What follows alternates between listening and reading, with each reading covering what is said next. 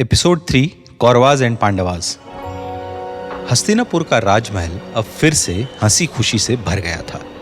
राजा धृतराष्ट्र और रानी गांधारी के 100 पुत्र कौरव और रानी कुंती के 5 पुत्र पांडव एक साथ ही खेलते, साथ पढ़ते और साथ पढ़ रहे थे। परंतु यह बाहरी एकता भीतर की गहराती ईर्ष्या को छुपा नहीं पा रही थी। भीष्म पितामह ने दोनों कुलों के राजकुमारों को महान गुरु कृपाचार्य के पास शिक्षा के लिए भेजा। वहां उन्होंने वेद, राजनीति, युद्ध कला और शास्त्रों का ज्ञान प्राप्त किया। भीम बल में सबसे आगे थे। वे अकेले ही 100 कौरवों से लड़ सकते थे। अर्जुन धनुर्विद्या में विलक्षण थे। उनका ध्यान, एकाग्रता और निशाना सबको चकित करता था। युधिष्ठिर धर्म प्रिय थे। नकुल सहदेव विनम्र और निपुण। दूसरी ओर दुर्योधन और दुशासन में शक्ति तो बहुत थी, परंतु वो बहुत ही अहंकारी और ईर्ष्यालु भी थे।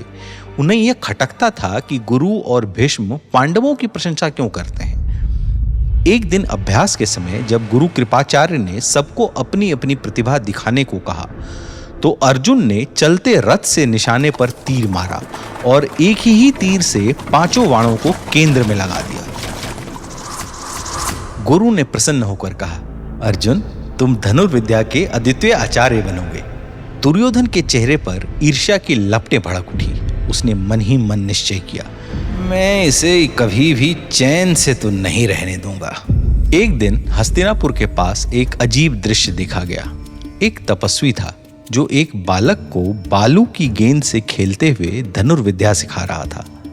वह कोई और नहीं बल्कि द्रोणाचार्य थे, जिनके पिता महर्षि भरद्वाज थे। द्रोण ब्राह्मण होते हुए भी शस्त्र विद्या में पारंगत थे। उनका स्वाभिमान बहुत प्रखर था। वे कभी राजा द्रुपद के मित्र हुआ करते थे, पर द्रुपद ने उन्हें दरबार से अपमानित कर निकाल दिया था। जब भीष्म को उनके कौशल की जानकारी मिली तो उन्होंने उन्हें हस्तिनापुर का राजगुरु नियुक्त कर दिया। अब द्रोणाचार्य ने सभी राजकुमारों को युद्ध कला सिखाना शुरू किया। उनके प्रशिक्षण में कठोर अनुशासन था। उन्होंने सबको एक एक कर परखा। एक बार उन्होंने पेड़ पर बैठी चिड़िया की आंख पर तीर चलाने का अभ्यास कराया। उन्होंने पूछा, युधिष्ठिर, तुम्हें क्या दिख रहा है?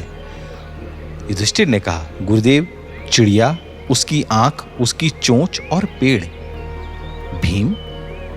भीम ने कहा, पूरा पेड़। फिर उन्होंने दुर्योधन से पूछा, तो दुर्योधन ने कहा, चिड़िया और उसकी डाल। और अंत में उन्होंने अर्जुन से पूछा, तो अर्जुन ने कहा, मुझे केवल उसकी आंख दिख रही है और कुछ नहीं। द्रोणाचार्य मुस्कुराए। बस यही एक निशानेबाज होगा जो सच्चे लक्ष्य को पहचानता है। अर्जुन ने तीर छोड़ा और चिड़िया की आंख भेद दी। उसी दिन से द्रोण ने मन में ठान लिया, अर्जुन ही मेरा सर्वश्रेष्ठ शिष्य बनेगा। अर्जुन की प्रतिभा ने दुर्योधन की ईर्ष्या को और बढ़ा दिया। भीम तो पहले ही उसकी शक्ति का मजाक उड़ाया करता था। खाने में, खेल में, युद्ध में, हर जगह वह दुर्योधन को पछाड़ देता था। एक दिन दुर्योधन ने छल से भीम के भोजन में विष मिला दिया। भीम ने वह भोजन खाया और नदी में स्नान करने गया, तो वहीं बेहोश होकर नदी की गहराइयों में डूब गया। लेकिन नागलोक के नागों ने उसे बचा लिया। वहां उनके नागराज वासुकी ने भीम को अमृत पिलाया, जिससे उसका बल 10 गुना बढ़ गया। जब भीम लौटा तो सब चकित रह गए। भीम अब पहले से भी अधिक शक्तिशाली बन चुका था। दुर्योधन की चाल एक बार फिर असफल रही थी। भीष्म यह सब देख रहे थे, पर वे मौन रहे। वे जानते थे कि हस्तिनापुर का राजमहल अब केवल राजनीति का नहीं, बल्कि षड्यंत्रों का केंद्र बनने वाला है। एक दिन गुरु द्रोणाचार्य को जंगल में एक शिकारी बालक मिला, जिसका नाम था एकलव्य। उस बालक ने द्रोण से धनुर्विद्या सीखने की इच्छा जताई, लेकिन द्रोण ने कहा, मैं केवल राजकुमारों को ही शिक्षा देता हूं। एकलव्य ने बिना हतोत्साहित हुए मिट्टी से द्रोण की प्रतिमा बनाई और उसी को गुरु मानकर अभ्यास करने लगा। समय के साथ वह इतना निपुण हो गया कि उसकी तीर की गति अर्जुन से भी तेज हो गई। अब अर्जुन ने यह देखा तो ईर्ष्या से भर उठा। उसने द्रोण से शिकायत की। द्रोण ने एकलव्य को बुलाया और कहा, यदि तुम मुझे गुरु मानते हो तो गुरु दक्षिणा दो। एकलव्य ने कहा, जो भी आपका आदेश हो गुरुदेव। द्रोण ने कहा, मुझे तुम्हारा दाहिना अंगूठा चाहिए। एकलव्य ने बिना एक पल सोचे अपना अंगूठा काटकर अर्पित कर दिया। यह घटना महाभारत की सबसे करुण घटनाओं में गिनी जाती है। द्रोण ने अर्जुन को दिया अपना वचन निभाया कि वह किसी से भी पीछे नहीं रहेगा, पर एकलव्य का बलिदान सदा के लिए स्मृति में अंकित हो गया। शिक्षा समाप्ति के बाद द्रोणाचार्य ने राजकुमारों को प्रतिभा दिखाने के लिए एक युद्ध प्रतियोगिता आयोजित की।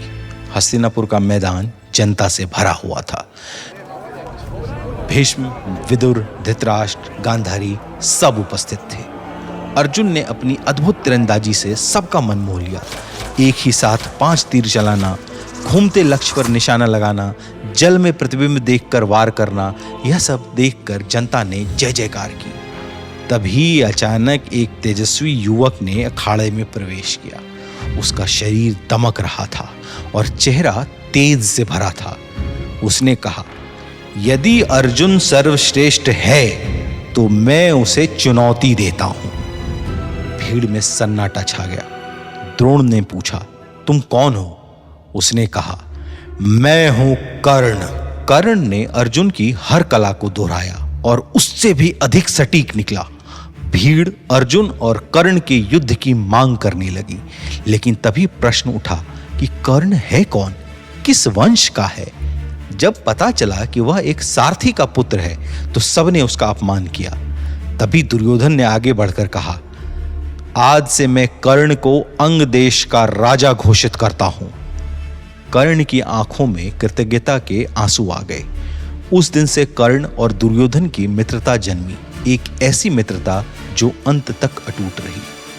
अर्जुन और कर्ण आमने सामने आए, पर सूर्यास्त के कारण युद्ध टल गया। दुर्योधन ने अर्जुन की ओर देखकर कहा, अब देखना पांडव, तुम्हारी श्रेष्ठता का अंत यहीं से शुरू होगा। उस दिन की सभा ने केवल 2 योद्धाओं को नहीं, 2 विचारधाराओं को भी जन्म दिया था। एक जो धर्म पर चलने वाले पांडव थे और दूसरा जो किसी भी कीमत पर सत्ता चाहने वाले कौरव। भीष्म और विदुर जानते थे, राजमहल की मुस्कान के पीछे अब एक तूफान पल रहा है। पांडव और कौरव का यह संघर्ष आगे चलकर धर्म और अधर्म के बीच के सबसे बड़े युद्ध का रूप लेने वाला था।